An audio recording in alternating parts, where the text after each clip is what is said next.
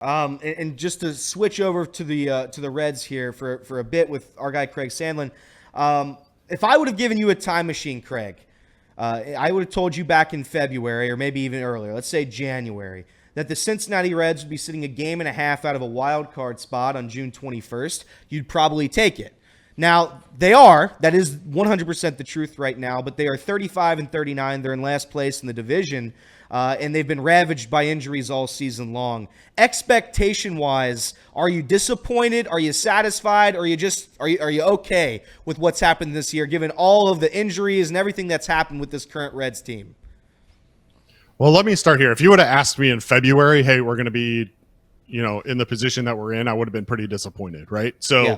if you would have told me in February when everybody's healthy and we expect to have the full roster, hey, the Reds are going to be 35 and 39 and they're going to be a game and a half or two and a half out of the wild card, then I probably would have been pretty disappointed. Now, if you come back to me in May and say, hey, in 2 months, this team is going to be 2.5 games out of a wild card, then I'm actually kind of okay with it, right? So I think the injuries that this team has faced, the lack of production that this team has gotten out of certain positions and certain players that were expected to be better, has certainly kind of changed expectations overall for the team.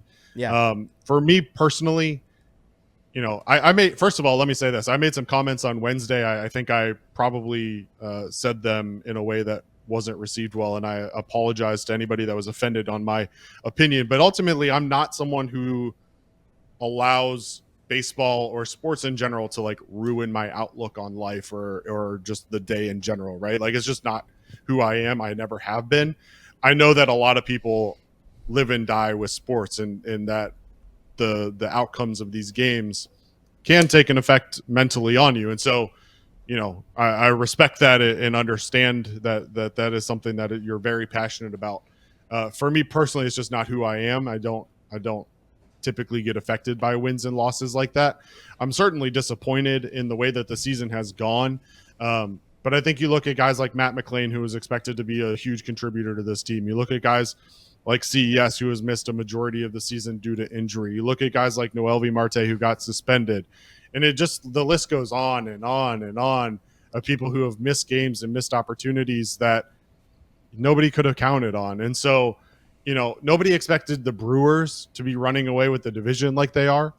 I think there's plenty of complaints that can be thrown around of positions you wish that the Reds would have attacked. We talk about the lack of production from the outfield a lot.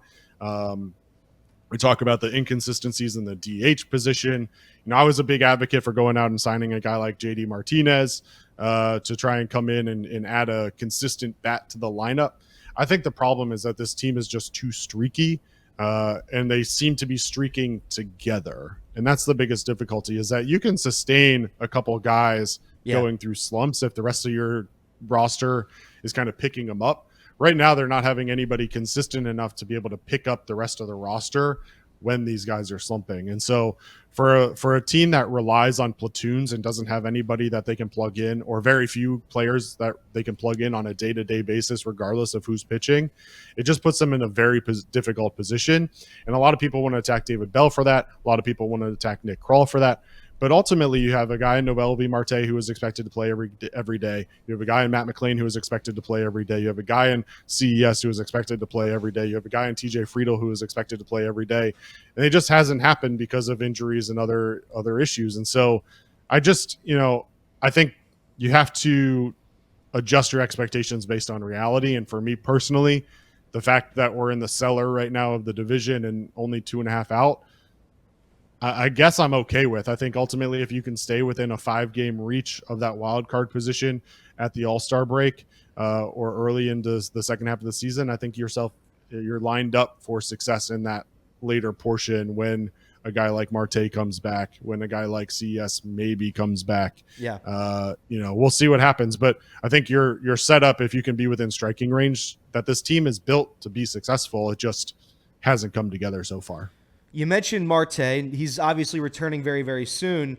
I still believe he's going to be the player that he was last season. I I fell in love with Noelvi Marte. He had ended the season on a 19-game hitting streak. He was one of the more consistent hitters on the roster. You talk about missing that lack of consistency.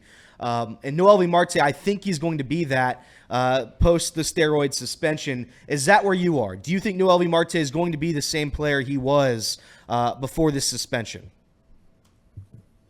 I mean, I think there's going to be an adjustment period. I mean, you're talking about a guy who's been out of baseball for 6 months essentially. So there's going to be a period of time where it takes him to kind of get back. He's shown some positive strides in AAA. I mean, he's only hitting 194 at this point, but he's hitting the ball hard, even if he's not resulting in hits like we would hope so. An OPS of 416 at AAA is certainly not something to get overly excited about. But I think if you actually watch the at-bats and watch his approach, I think that he does have the opportunity to come back and kind of pick up where he left off. He's still got a week or so left before he's ready to be activated. So a lot can change between now and then.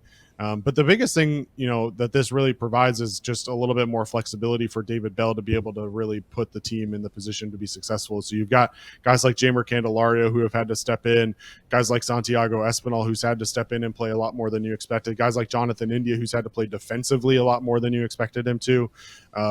And credit to those guys. They've stepped up when it mattered and really kind of taken on the roles that they've been assigned.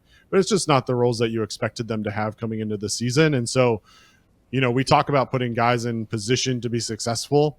And right now, David Bell's just having to put guys in there because he needs guys to be in there versus putting out an optimal lineup. And so Noelvi Marte comes back, gives a lot more flexibility in the infield. Guys like Spencer Steer don't necessarily have to play first, even though I think he's looked really good at first. You have an opportunity to maybe DH Jeimer Candelario. You've just got options, right? So that's the biggest thing for me when he comes back is does he continue to hit the ball hard like he has? And right now it seems at AAA that he is hitting the ball hard, and that's the important part. Two guys that knew their roles coming into this season and two guys that have lived up to every expectation this fan base has had for them and maybe exceeded them. And knock on wood, they're going to stay healthy through this second half. Nick Lodolo and Hunter Greene. I know it's impossible for me to ask you this, but it's sports talk, and I'm going to make you give me an answer. Who has been better this season, Hunter Greene or Nick Lodolo? Who is the ace of the team? Oh, man. Who's the ace of the team? Well, here's what I'll say. A couple things, I guess I'll say. One is that Hunter Greene's been healthy, right? So that's right. You had to put some weight to that. Nick Lodolo did miss some time. I also think that Hunter Greene's addition of the two pitches that he's been more and more comfortable throwing over the last couple of weeks, I think gives him the slight edge for me.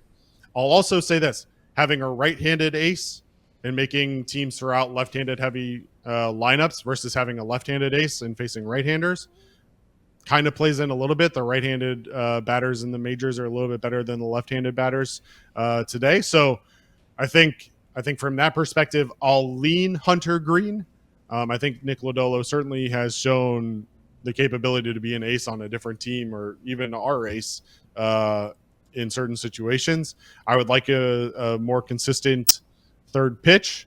I'd also like to see him stop hitting batters on that curveball down and in. I think that pitch is good enough where it doesn't have to hit the batter in the back foot in order to still get a strikeout. So, these guys are both young. They're still working on their pitch mix. They're still working on locating those pitches and figuring out exactly what's going to work for them long term. But ultimately, I'm going to lean Hunter Greene today.